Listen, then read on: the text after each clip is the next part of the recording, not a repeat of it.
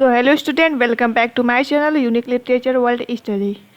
जैसा कि आप सब जानते हैं, यूजीसी नेट का जो एग्ज़ाम होता है वो साल में 2 बार कंडक्ट होता है। एक होता है जून मंथ में, एक होता है दिसंबर मंथ में।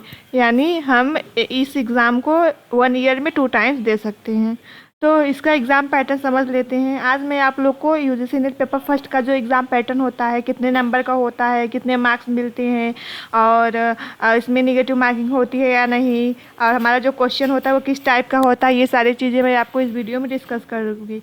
इसके बाद अगली जो मेरी वीडियो होगी वो मेरी वीडियो होगी आप मतलब टीचिंग एप्टीट्यूड का। मैं सारा आपको जो टॉपिक है वो कवर कराऊंगी। पहले मैं आपको एक टॉपिक लाऊंगी, उसमें मैं पूरा डिस्कस कराऊंगी कि मेरा कौन कौन सा मतलब वीडियो आने वाला है।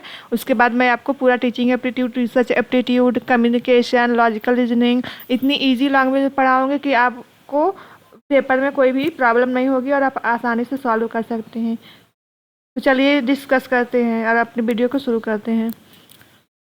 There is total 10 units in paper first. यानी जैसा कि आप सब जानते हैं, जो पेपर फर्स्ट होता है यूजीसी नेट का, उसमें 10 यूनिट्स होते हैं। पहला हमारा होता है टीचिंग एप्टीट्यूड, सेकेंड हमारा होता है रिसर्च, फिर हमारा कंप्रिहेंशन होता है तीसरा, उसके बाद फिर चौथा होता है हमारा कम्युनिकेशन, उसके बाद हमारा डीआई होता है, फिर छठवां होता है लॉजिकल रीजनिंग, सातवां हमारा होता है पांचवा हमारा मैथमेटिक्स एंड रीजनिंग होता है। उसके बाद छठवां हमारा लॉजिकल रीजनिंग होता है।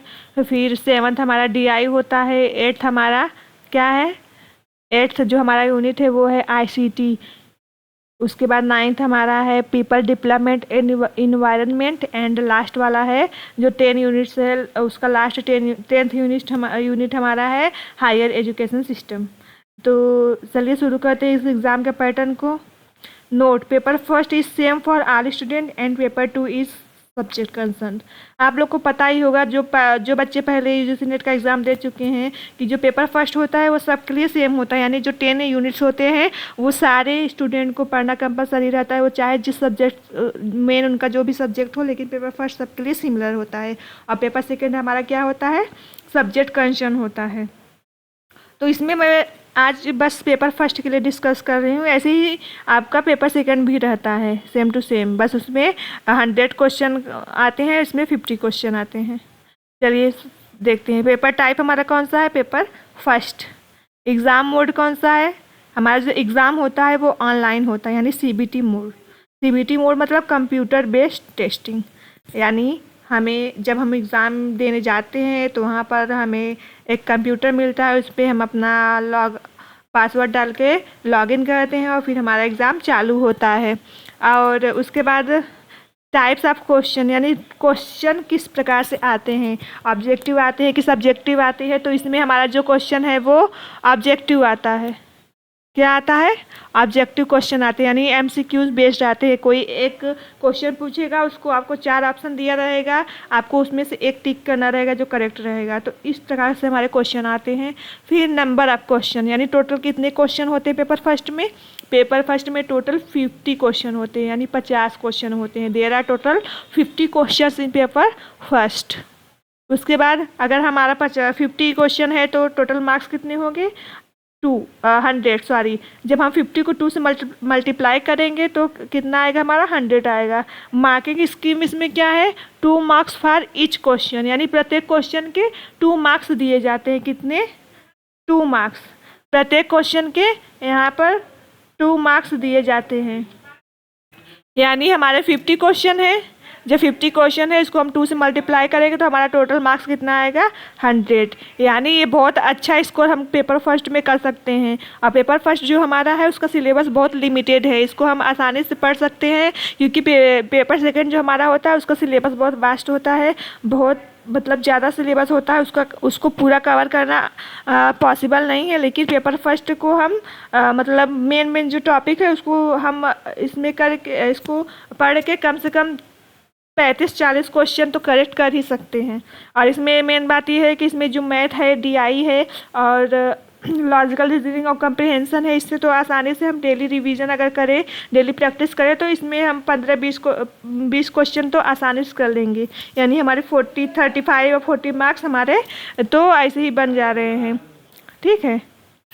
उसके बाद लैंग्वेज, हमारी जो लैंग्वेज है इसमें वो बाइलिंगुअल होती है, यानी पेपर फर्स्ट क्या होती है, बाइलिंगुअल होती है। बाइलिंगुअल मतलब both in Hindi and English, Hindi English दोनों में होती है। कहीं कहीं जैसे मराठी का पेपर हो गया, गुजराती का पेपर हो गया, तो वहाँ पर हिंदी की जगह इंग्लिश और गुजराती या मराठी रहेगा, लेकिन हम मतलब ज़्यादातर क्या होता है सब्जेक्ट में हिंदी और इंग्लिश रहती है पेपर फर्स्ट में। पेपर सेकंड में भी हिंदी इंग्लिश रहती है, लेकिन जो इंग्लिश वाले बच्चे हैं उनके लिए बस इंग्लिश ही रहेगी, क्योंकि इंग्लिश का जो पेपर है तो उसका हिंदी तो हो नहीं सकता, हमारा सब्जेक्ट ही इंग्लिश है। तो लैंग्वेज क्या होती है हमारी, बाइलिंगुअल होती है, यानी हिंदी और इंग्लिश दोनों में हमारा पेपर आता है। फिर एग्ज़ाम ड्यूरेशन, जो एग्ज़ाम का ड्यूरेशन होता है वो कितने घंटे का होता है। वैसे तो पूरा अगर पेपर फर्स्ट और पेपर सेकंड मिलाऊं तो दोनों मिलाकर हमारा 3 घंटे का एग्ज़ाम होता है, लेकिन पेपर फर्स्ट का जो टाइम होता है वो 1 घंटे के लिए होता है, क्योंकि इसमें 50 क्वेश्चन होते हैं। और पेपर सेकेंड का जो टाइम होता है वो 2 घंटे के लिए होता है, क्योंकि इसमें 100 क्वेश्चन होते हैं। यानी टोटल हमारे यूजीसी नेट का जो एग्ज़ाम होता है वो 150 क्वेश्चन का होता है। इसमें हमारा 300 मार्क्स होते हैं, और इसमें नेगेटिव मार्किंग बिल्कुल भी नहीं होती, इसमें नेगेटिव मार्किंग बिल्कुल भी नहीं होती।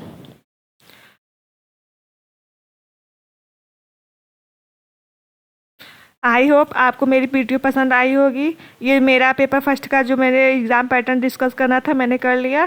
अब मैं नेक्स्ट वीडियो लाऊंगी, इसमें मैं आपको टीचिंग एप्टीट्यूड की जो भी इम्पोर्टेंट टॉपिक्स है इसको इसका मैं आपको पूरा वीडियो दूंगी। अगर आप इसको पढ़ लेंगे तो आसानी से आप यूजीसी नेट क्वालिफाई कर सकते हैं।